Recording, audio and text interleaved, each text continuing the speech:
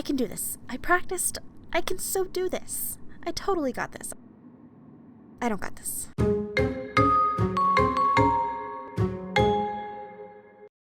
Hey kittens, it's Megan, and I have a confession to make. I suffered from page fright while filming this video, and I wasn't confident with how it was going to turn out.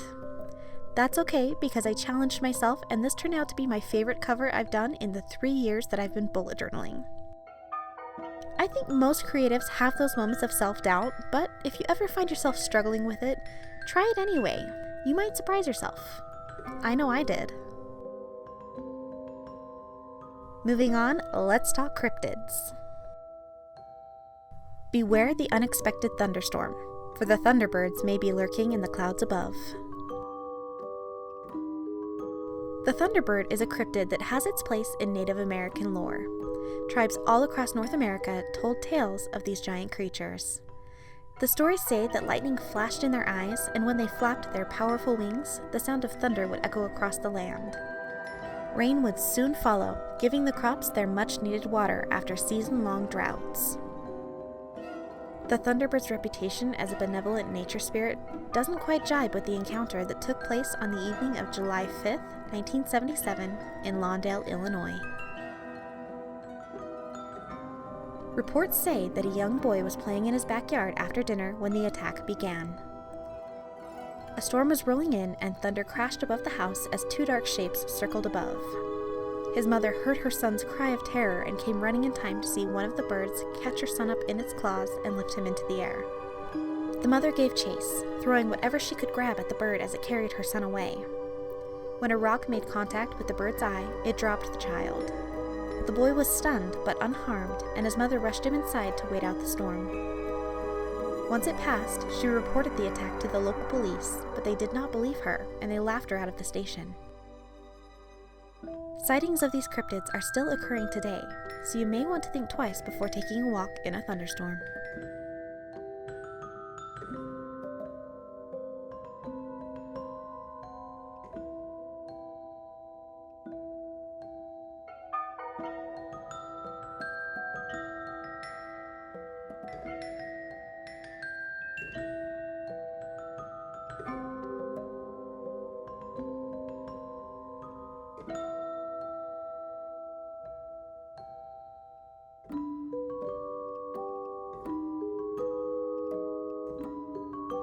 The first functional page of my monthly setup is my monthly calendar. The font I chose is a sort of scribbly font, and I wanted to keep that up in the lines that I used. In the top left corner, I have a YouTube growth tracker, and below it I have a spot for my monthly tasks and goals. I decided on a floating calendar rather than having everything connected, and I used a couple different Crayola markers to add pops of color.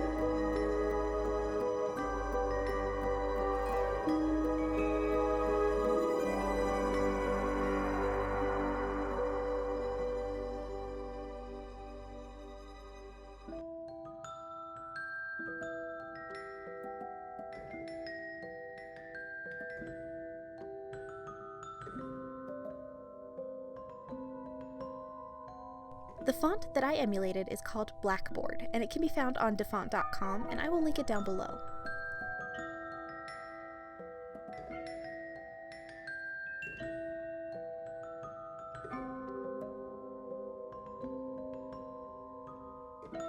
To cap everything off, I used my trusted Uniball Signo white gel pen to write in the headers, and that was it for the calendar.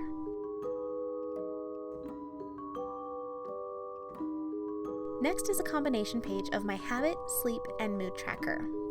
I plan on using this space at the top to mark off my habits each day, and then use color to color block and fill in the background like a graph for each day to track how much sleep I'm getting.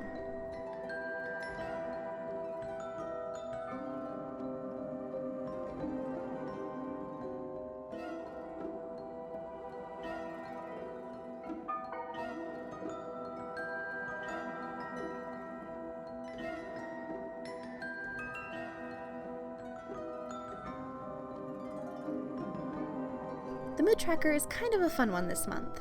I decided on a color palette of grayish toned blues and assigned each color to a mood.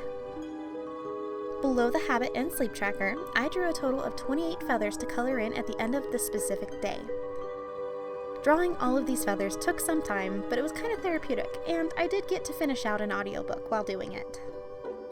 One of my favorite book series of all time is the In-Depth series by J.D. Robb, and I am almost caught up to the end of the series in my re-listen to that I started in 2020. There are a total of 51 books in this series that are currently available, and the next one comes out in February. When I was finished with this page, I noticed it was devoid of pretty much almost all color, so I'm excited to fill it in because if I do it right, it's going to be very colorful at the end of the month.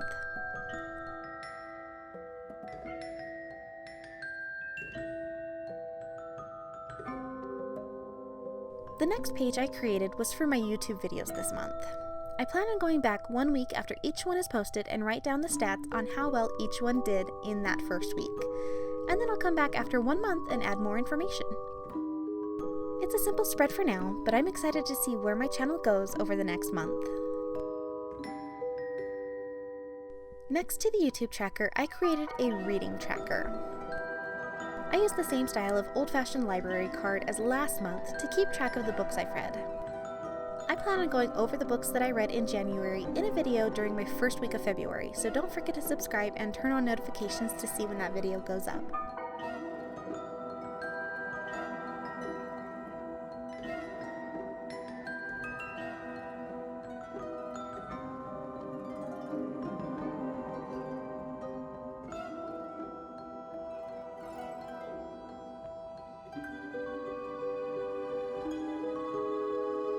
I'm going to be honest, I went a little crazy with the pops of color here, and I'm not in love with the placement at the top of the card.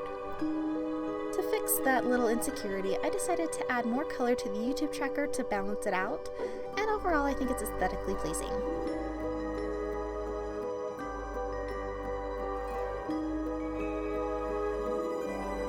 The final tracker this month is a writing sprint log. For those of you who don't know what that is, a writing sprint is a set amount of time, say 5, 10, or 15 minutes, where you write non-stop. The words don't have to be good, but you have to get them out of your head and onto your paper.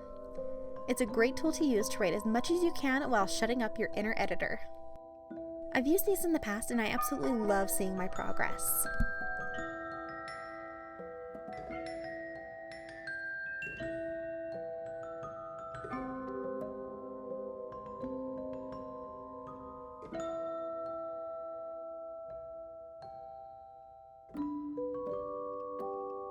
Finally, I decided to use this blank page at the end of the setup as a quote page.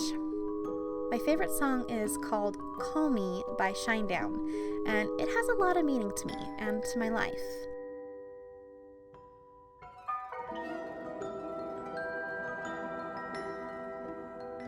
My hand really hurt by the time I was done adding the first 2 lines of the song, so I'm really glad I didn't decide to write the whole thing down.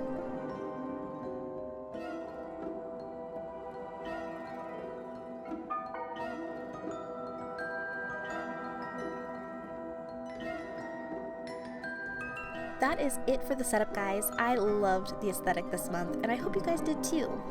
If you like this video and you want to stay on this journey with me, don't forget to subscribe and turn on notifications to see when I post new videos. If you have any suggestions for cryptids, comment down below. I may just include them in my monthly setups. See you next time!